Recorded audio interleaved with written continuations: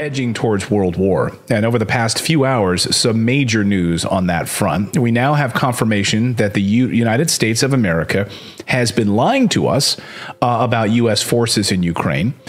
We have the U.S. stockpiling drugs to fight radiation sickness in case of a nuclear fallout. Or nuclear explosions. So they're buying up all of the radiation drugs.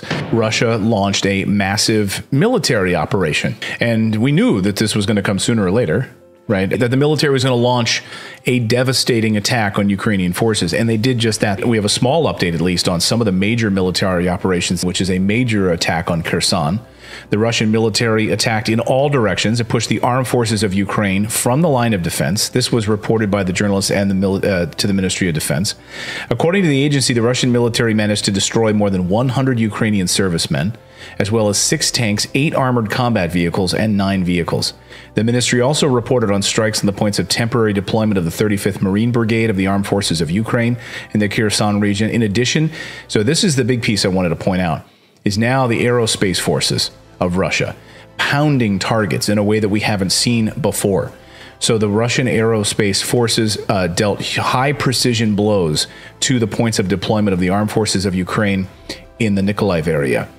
Also, Der Spiegel, which is up there on your screen, that's a German newspaper. Ukraine's forces are being devastated, and these little offensive movements are being met with crushing defeats. That's why today, according to Der Spiegel, the German newspaper, the European Union is set to train 15,000 new Ukrainian soldiers. The European Union, according to Der Spiegel, is training 15,000 new Ukrainian soldiers. Well, a lot of it was happening in Germany. It was happening in Stuttgart, actually. We also know at Ramstein Air Force Base. So a lot of the training was happening there. It was also happening in Kent, in the UK, and there was also training in Denmark. Mm-hmm. So there's been training in multiple locations throughout the European Union.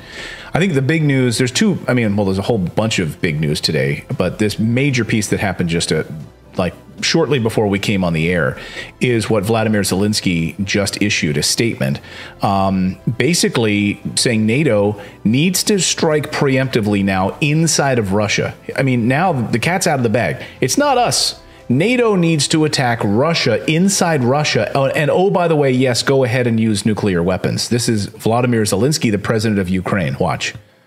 Що повинна робити НАТО?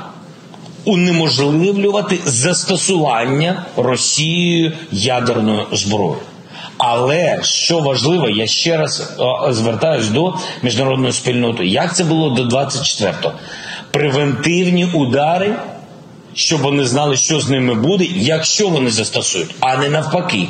Чекати ядерних ударів Росію, щоб потім сказати, ах ти так, ну ось тримай від нас.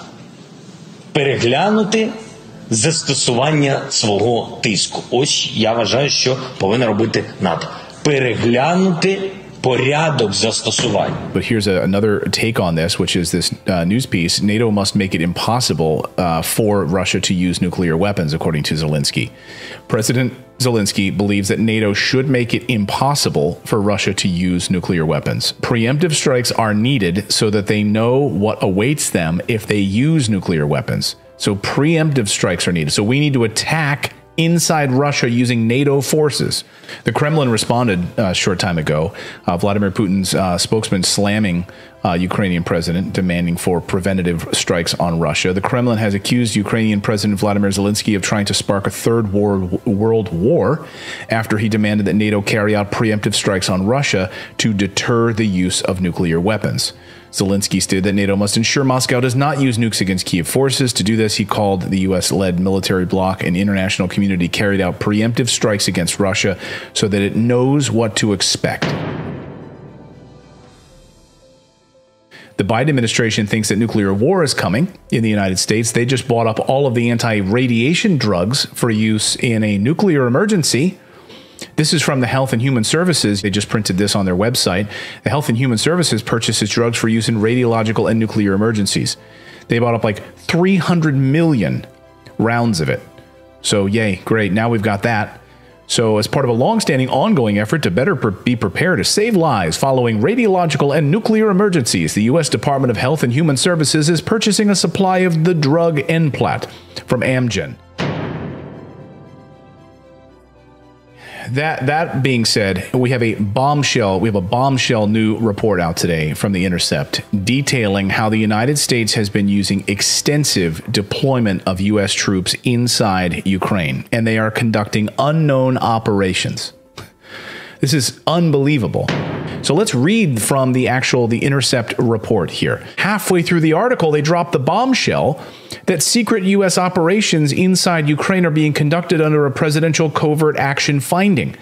Yet, yes, clandestine American operations inside Ukraine are now far more extensive than they were early in the war, when U.S. intelligence officials were fearful that Russia would steamroll over the Ukrainian army. There is a much larger presence of both CIA and U.S. Special Operations personnel resources in Ukraine than were at that time of the Russian invasion in February. Several current and former intelligence officials told The Intercept. It goes deeper than that.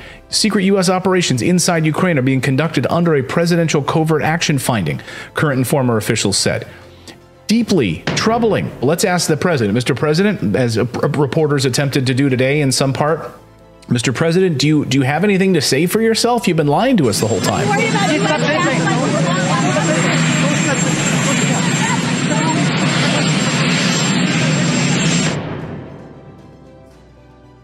So what is a presidential covert action finding? This is the technicality that he's authorized the use of U.S. military forces in Ukraine.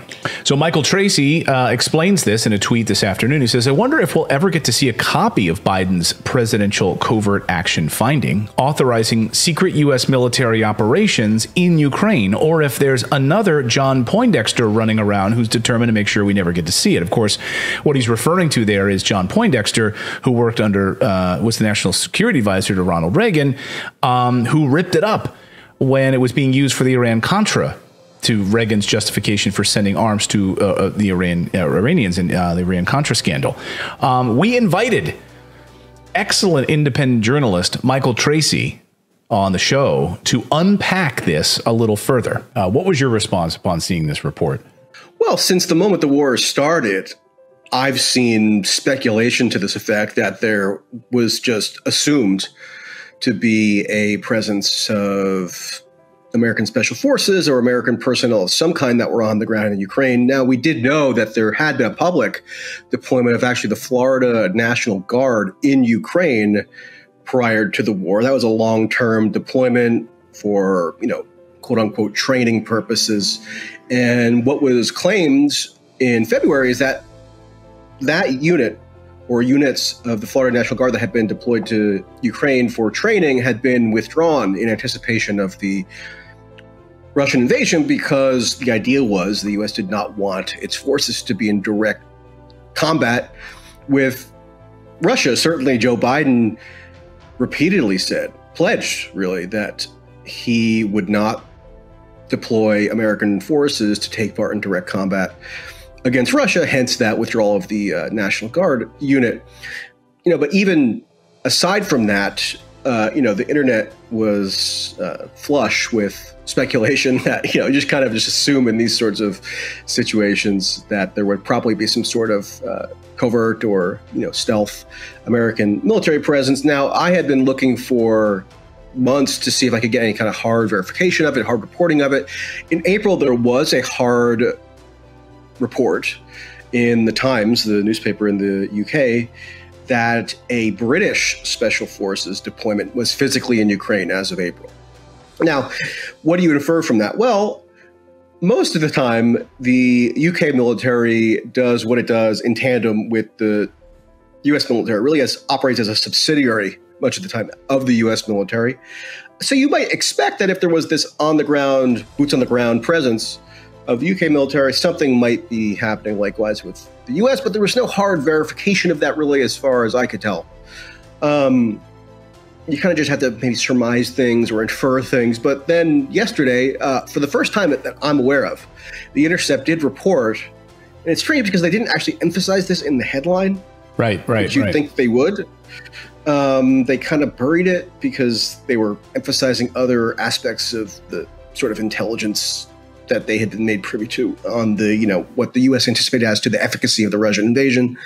I would have personally probably emphasized this part, which is that there have been continuously since the onset of the war a special forces deployment to inside physically to Ukraine. Now, they don't specify what those special forces have been doing. They don't say whether they've been engaged in combat or not. They don't say really anything at all about what they've been up to. But what would they be up to in a war zone? I don't know. You tell me. I mean, it's ridiculous that it took, 7-8 months for this information to come out in plain text when it was the case all along.